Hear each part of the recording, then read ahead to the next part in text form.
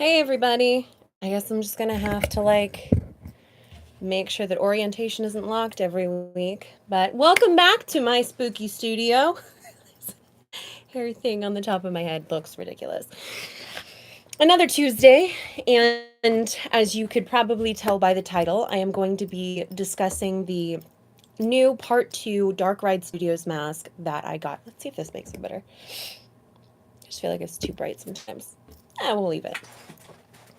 All right, so today's Darkride Studios mask is something that I've wanted to have a while. You've probably seen it a lot in our Freddy versus a guy named Jason videos that we've been putting together, and it is a mask that I've wanted for a long time. I think I've been watching Darkride masks for probably 6 years or so. It's got to be more than that. It's got to be like, I don't know, 7, 8. No, wait. Oh God, it's definitely probably going on 10 years that I've been watching Darkride Studios masks. I loved watching James Updegraff is who creates these masks. He sculpts them, paints them, creates them. They're great. They could make anybody look just like Robert Englund. I mean, they're phenomenal. You know, sometimes you look at people who have Freddy masks and they look not great, or they make the nose too big, or the facial features just don't mesh well together. It just doesn't feel like Robert. But when James makes these Darkride Studios masks, they are perfect. He has part 1, 2, 3, 4. I think he did a new Nightmare at one point. But he really hasn't done it a lot since. He's done a little bit here and there, but mostly the earlier Freddys are where he really specializes. I would love to have a part 1. But his masks are unique because you can't just get them. You have to basically wait until he sells. He makes them and sells them, puts them like on eBay, and then that's how you get it. It's just chance. And when we were deciding to do Freddy versus a guy named Jason, we were like, okay, can we make it? Should we make it high quality? Should we make it the version of Freddy, which is of course played by me? Should we make him high quality? Should we make Freddy, should we put him in a mask? Should we put him in, like, this was the original mask we were going to use. We were going to use this one. This is a Trick or Treat Part 4 mask. And I was like, no. Actually, that's Part 3. Roundhouse kick that like button. Thank you. Yes, Roundhouse kick that. But this was the mask we were going to use originally. It does not stick on my face very well. It's much larger than my head. And the mouth is like one of those, like, those kinds of masks. So it would have looked ridiculous. But of course, I have this beautiful Freddy glove, and I don't like to do anything kind of half-assed. And so I thought, what about latex? But you could still see it's me. It wouldn't be that genuine. Like, it just didn't feel real. And so I was like, what would be real cool if we could save time on latex and it doesn't look too much like me, and we can still get something that looks like Robert but isn't crap. We should get a Darkride Studios mask. And he's like, what is that? And I was like, it's these high quality masks. I showed him pictures. My friend Bill, who does a phenomenal Freddy at Midwest conventions, he has a part 2. And honestly, out of all the ones that James has made, part 2 is by far my favorite. It's one of my favorite Freddy makeup looks, but it is one of the best Freddy Krueger masks. I think it's the best Freddy Krueger mask, honestly, because I think it looks the most like Robert. I think it fits people pretty well. A lot of times people will modify it. So the one that I got is off of eBay, and luckily this person knew what they were doing. They cut around the eye holes because sometimes it goes a little too close to the eyes. So people have been cutting around the eye holes, and I can show you that a little bit. But the only thing with this one is that there's actually a very large tear around the neck that has not been painted over. I'd love to figure out how to paint over that. So I'll probably have to go to my fellow dark writers or James himself and just be like, okay, how? What can I do? Because it's pretty obvious, and depending on, which way my head is turned in the videos, you could probably see it if you look real close. But that's a big one. But they siliconed it back up, and it looks terrific. So without further ado, let's take a look at this guy. Now, this mask is hard as hell to put on. I have to normally put on a mask cap with it. And I have this head back here that I was going to put him on. This head does not fit over that. I bought a small foam one and thought, you know what, I can make it fit. It doesn't go over. I'm probably gonna have to get one of those tiny balls, the ones that are like this with a stick and the stand, and then put his big old head on it because he won't go over. So right now he's on the mic stand because that's all he'll pretty much fit on because he's a bitch to get on. But he typically, when I put the ball cap on, the mask sock. He slides right over. He usually takes that with him, but it helps him get over my head. And I put my hair pretty much in a low ponytail, and then I flip it on top so that it won't distort my head too much under the mask. But here he is. Is he not something else? Look at this. Welcome to prime time, bitch. It's freaky, man. I mean, look at that. That's freaking Robert Englund's head. And you can look at this paint job up close. Look at that. There's an ear hole. There's a hole in the ear so you can listen. It actually does not limit my breathing that much or my hearing. It's actually really, really good. You could see around the eyes. So I'll typically put on really black eyeshadow underneath to kind of cover some of that up so it doesn't look like my eyes too much. I mean, you could see breathing and everything. Here's the mask tear. Look at that sucker. That is a big mask tear, but he looks phenomenal. But I mean, look at that paint job. The detail, the grittiness of it. He also has little hands with like skin, basically his forearm on this hand, which I'd like to get at some point. But I should probably put makeup on that when we do it. But yeah, that is the Darkride Studios Part 2 mask. I believe this is version 1. He came out with a version 2. This goes down far. Like, look, it goes like all the way down here. So it's makes that noise. Makes that flappy noise. But I love this mask. And I gotta tell you what, it is hot. Like, if you've ever worn a mask and you've been like, wow, that gets sweaty in here, this thing, within probably 30 seconds, there's just sweat dripping down. I've heard people have been like, man, it's gotta be hot. And I'm like, yeah, it's pretty hot. They don't do it. They don't tell you this stuff. I've seen my friend Bill wear the full shebang of Freddy in this frickin' mask with the hand thing and a sweater. And you know what cons are like in the summertime. You know that? How hot and muggy they are inside, and how just stinky and sticky, and you just feel it. Like you could be in shorts and a frickin' crop top and you're like, gosh darn it, I need to take a cold shower right now.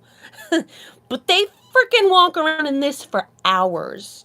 And I was like, oh, can I try it on? He's like, honey, it's sweaty. And I was like, I can't be that. It's fucking sweaty. I never touched it. Thank God he saved me. Because when I took the photo of Freddy outside, at first I was like, it's not that bad. And then I could just feel it just all over me. Like, you have no idea how sweaty this gets. Yeah, I bet you Charlize Theron could. She probably could. That's a really interesting theory, huh? Did you guys, speaking of Charlize Theron in a new Friday the 13th movie, did you hear that potentially there's another one coming out? Might get news by the end of the year. Isn't that something else? I freaking knew it. Everyone was like, oh, Friday the 13th is going to take longer than Elm Street. We haven't heard any news on this since Warner Brothers' New Line and the Craven Estate were going through their thing. Hopefully they come to an agreement. I'm assuming that's what it is legal battles along those lines. But I'm hoping that they reach something soon because look, Friday the 13th is probably going to get something, and A Nightmare on Elm Street is still in fucking purgatory. So fingers crossed. And once again, I will pitch myself in case something comes about that New Line maybe is watching this, and you might want to put me in something. Part 4 and 5 with Lisa Wilcox.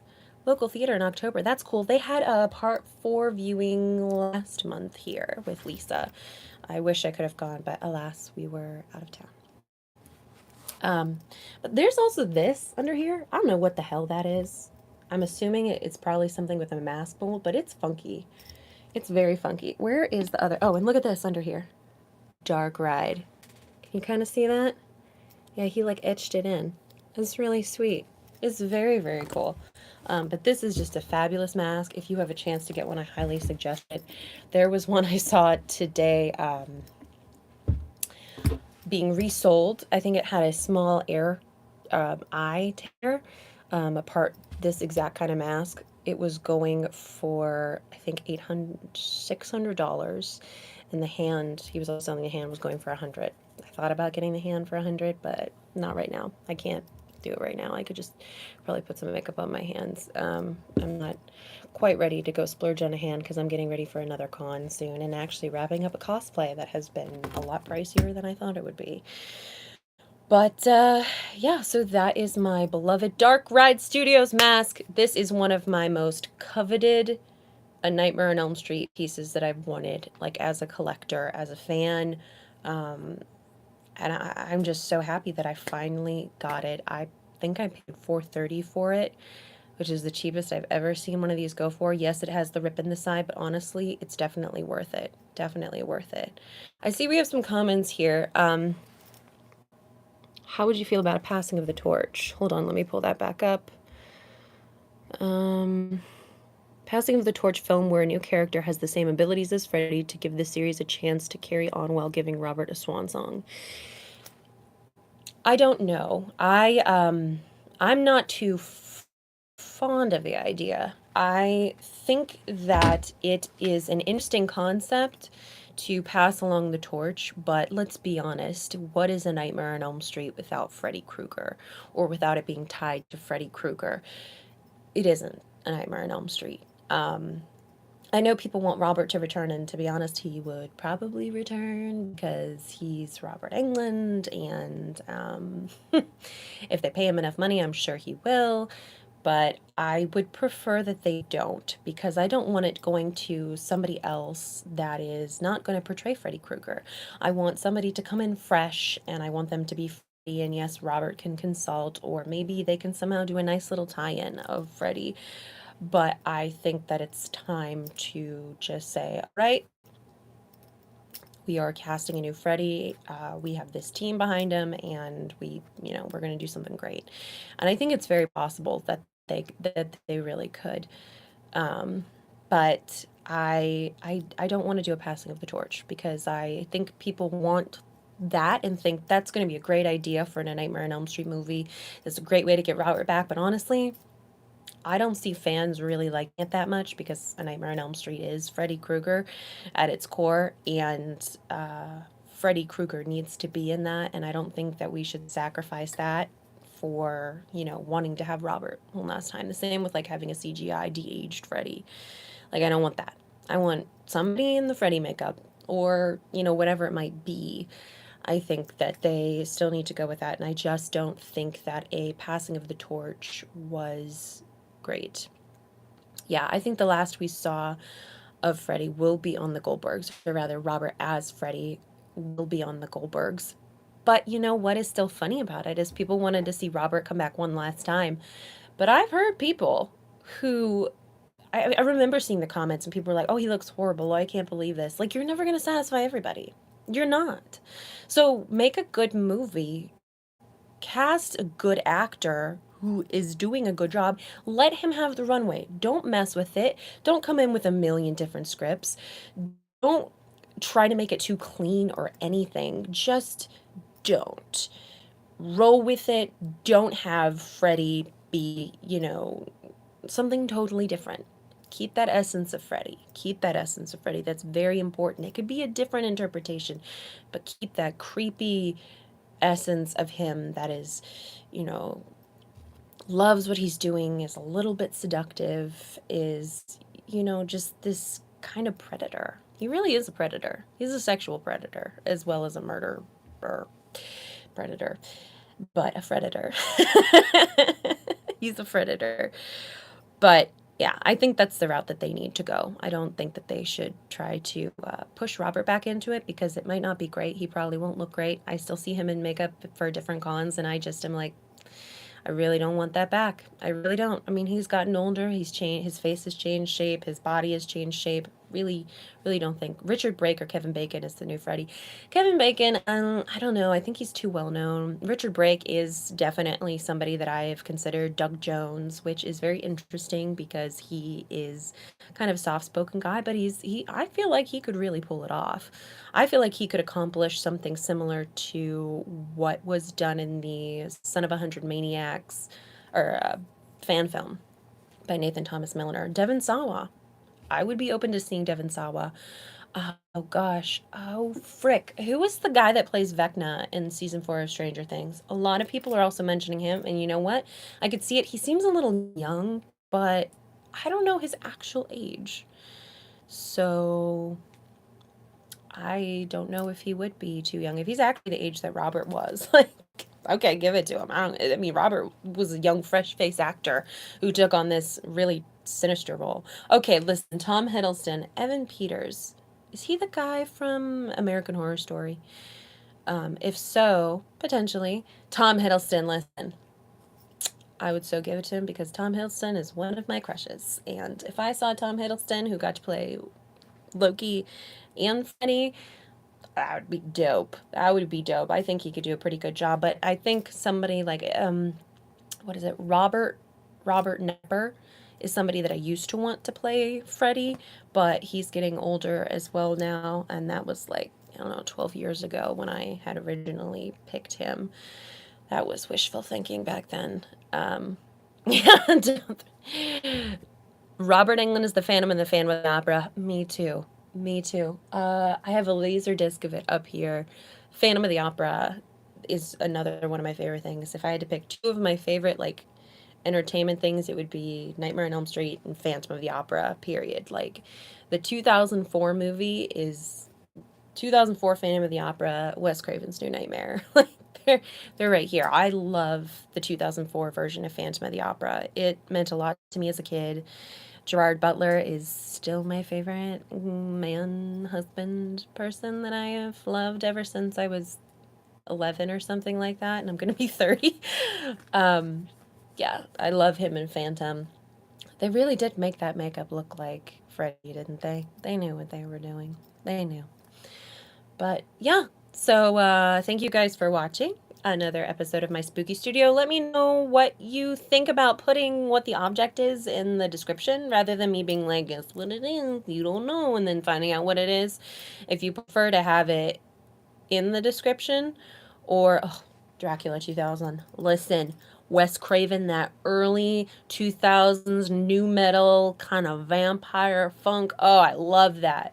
Love that. Love all the movies that are like that. That dark, what is it? Dark Tower trilogy. I think that's it. No, no, no, no, no. Like 13 Ghosts, Blade coming in there, Queen of the Damned. Oh God, need all that, all that, all that with Dracula 2000. I don't care what anybody says. This is a freaking hell of a wonderful movie, and the idea that they give the backstory for Dracula is very interesting, very interesting. And you know what? Makes a lot of sense. Um, but I definitely want to see a new A Nightmare on Elm Street. I believe that it could be somebody outside of Robert, and I hope that they give it to us soon. Thanks for watching, guys, and I will see you next week. Bye.